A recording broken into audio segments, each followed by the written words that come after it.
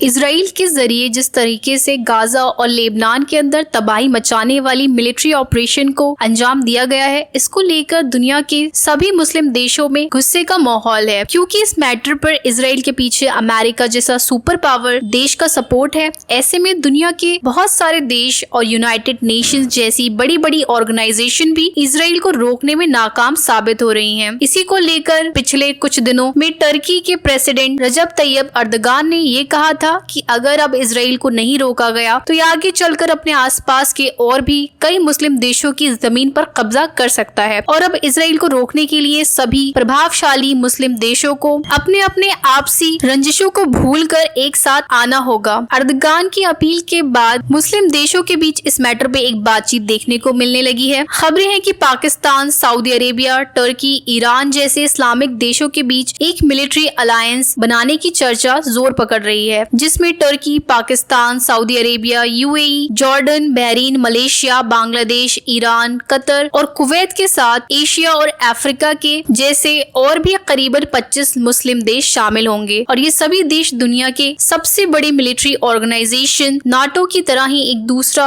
Organisation बनाएंगे और एक दूसरे के साथ कलेक्टिव सिक्योरिटी के सिद्धांत पर काम करेंगे, जिसमें आतंकवाद पर लगाम लगाना, एक दूसरे के साथ मिलकर डिफेंस पार्टनरशिप और कॉर्पोरेशन के जरिए अपनी मिलिट्री को मॉडर्नाइज करना, आपस में सीक्रेट जानकारियां शेयर करना, मुस्लिम देशों के अंदर इंटरनल स्टेबिलिटी को मजबूत करना और एक दूसरे के साथ अपने रिलेशनशिप को स्ट्रॉन्ग करते हुए बाहरी देशों के खिलाफ मिलकर जंग लड़ने जैसी मकसद शामिल किए जाएंगे। और अगर सच में मुस्लिम देश के बीच इस तरह की कोई बड़ी मिलिट्री अलायंस बनती है तो इसके बाद अमेरिका, इसराइल जो कि मिडिल ईस्ट के अंदर अपनी मनमानी कर पा रहे हैं, उन पर रोक लगाने के लिए ये एक पावरफुल और असरदार तरीका साबित हो सकता है। और अमेरिका मीडिया ने तो इस ग्रुप को लेकर यूएस गवर्नमेंट से सवाल करना शुरू भी कर दिया है। यही नहीं बल्कि अगर इस्लामिक अलायंस बनती है तो फिर इससे भारत के खिलाफ और पाकिस्तान को भी कई मामलों